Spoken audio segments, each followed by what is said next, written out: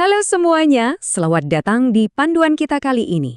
Hari ini kita bakal bongkar habis-habisan semua rahasia soal penerimaan siswa baru melalui jalur prestasi. Tujuan saya di sini simpel banget, mengubah proses pendaftaran yang biasanya bikin stres dan pusing tujuh keliling jadi sesuatu yang super jelas, terstruktur, dan pastinya bebas panik. Pokoknya kita bakal pastiin kalian siap 100%. Oke, coba dibayangin ini sebentar. Kenapa sih jalur ini tuh penting banget buat dipahami? Nah, alasannya adalah ada kuota masif sebesar 30% dari total daya tampung sekolah yang khusus disediain buat jalur prestasi ini. 30% itu angka yang gede banget loh. Ini bener-bener peluang emas, yang sayang banget kalau sampai kalian lewatin gitu aja. Biar nggak bingung, ini rute perjalanan kita hari ini. Pertama, kita pahami dulu apa itu jalur prestasi. Kedua, bedanya akademik dan non-akademik. Ketiga, cara membuktikan prestasi kalian. Keempat, checklist dokumen penting. Dan kelima, kita jawabin pertanyaan-pertanyaan yang paling sering muncul. Yuk kita mulai. Bagian pertama, memahami jalur prestasi. Sebenarnya jalur penerimaan yang satu ini tuh dirancang buat siapa aja sih? Jadi gini, jalur ini tuh secara ketat menyeleksi kandidat berdasarkan dua hal aja. Prestasi akademik kalian waktu SMP atau bakat non-akademik kalian. Di sisi akademik, yang dinilai itu kayak nilai rapor selama 5 semester, nilai TKA, atau kalau kalian punya prestasi di bidang sains, teknologi, dan riset. Nah, kalau di sisi non-akademik, ini ngomongin soal pengalaman kalian jadi pengurus organisasi atau prestasi di bidang seni, budaya, dan olahraga. Tapi ingat ya, untuk perlombaan atau kompetisi, syarat minimalnya itu harus menang di tingkat kabupaten. Masuk ke bagian 2, akademik versus non-akademik. Gimana sih cara sistem memisahkan bakat-bakat kalian ini?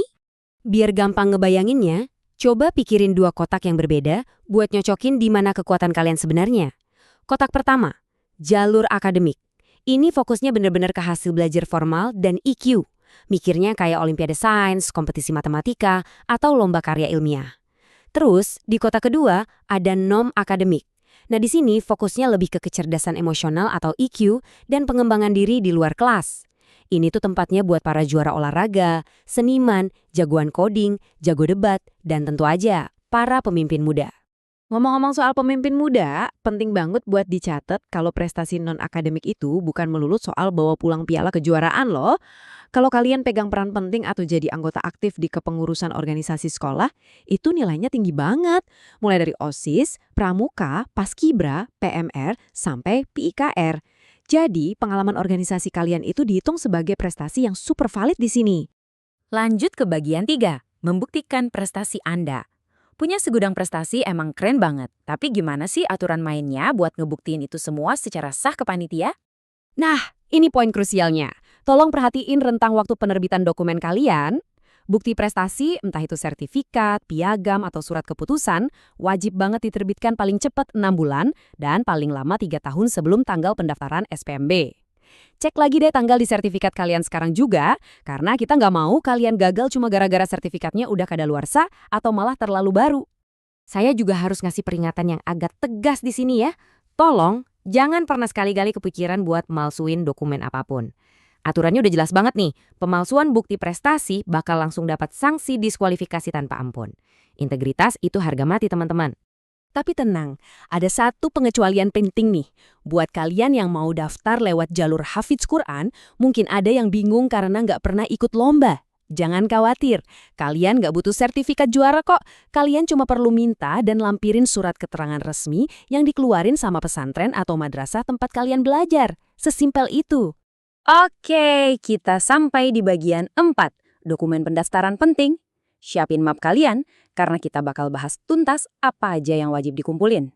Pertama, ini kelompok dokumen bukti prestasi kalian. Kalian butuh rapor lengkap dari semester 1 sampai 5, sertifikat TKA, dan pastinya sertifikat atau piagam prestasi. Khusus buat kalian yang pakai jalur pengalaman organisasi, cukup siapin surat keputusan atau SK pengurus resmi dari sekolah. Nggak perlu ribet-ribet cari sertifikat lain. Kedua, kelompok berkas birokrasinya. Daftarnya lumayan panjang nih. Ada kartu keluarga, foto rumah kalian dari tampak depan, foto siswa, ijazah SMP, akta kelahiran, dan KTP wali. Oh iya, satu lagi yang paling penting dan nggak boleh ketinggalan, surat pernyataan tanggung jawab mutlak alias SPTJM. Ingat ya, file ini harus banget kalian unduh langsung dari link pendaftarannya. Akhirnya, bagian kelima, menjawab pertanyaan utama Anda. Buat ngilangin rasa deg-degan kalian, kita bakal bahas cepat beberapa kebingungan yang paling sering bikin pusing pelamar. Pertanyaan pertama yang sering muncul, aturan foto siswa tuh kayak gimana sih? Syaratnya ternyata cukup spesifik. Kalian harus pakai seragam sekolah, backgroundnya wajib warna biru, dan fotonya itu harus close-up atau setengah badan. Intinya, pastiin foto kalian kelihatan rapi dan formal ya. Nah, ini nih yang suka bikin panik. Aduh, sertifikat TKA saya belum keluar nih, gimana Dol? Santai aja, kalian boleh kok nunggu sampai sertifikatnya keluar baru daftar. Nggak usah buru-buru, soalnya kelulusan di jalur ini murni dilihat dari akumulasi nilai kalian, bukan siapa yang paling cepat ngeklik tombol daftar. Terus, kalau cuma punya sertifikat sebagai peserta, bisa dipakai nggak? Jawabannya, nggak bisa. Cuma ikutan aja, itu nggak cukup. Sertifikat kalian harus ada nama kalian dan dengan jelas nulis kalau kalian itu juara 1, 2, atau 3. Dan ingat, minimal banget di tingkat kabupaten. Wah, kalau kalian menang banyak lomba, keren banget sih itu. Tapi aturannya, kalian harus gabungin semua sertifikat itu jadi satu file PDF aja.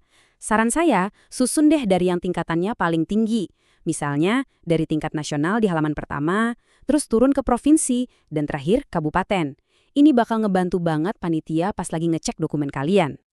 Terus, buat ngitung rata-rata rapor tuh gimana caranya? Gampang banget kok. Langkah pertama buat semester 1, jumlahin aja semua nilai mata pelajaran kalian, terus bagi sama jumlah mata pelajarannya. Udah deh, dapet deh rata-ratanya. Langkah kedua, ulangi cara yang sama persis buat semester 2, 3, 4, dan 5. Beres kan? Kalau soal foto rapor, ada trik khususnya nih.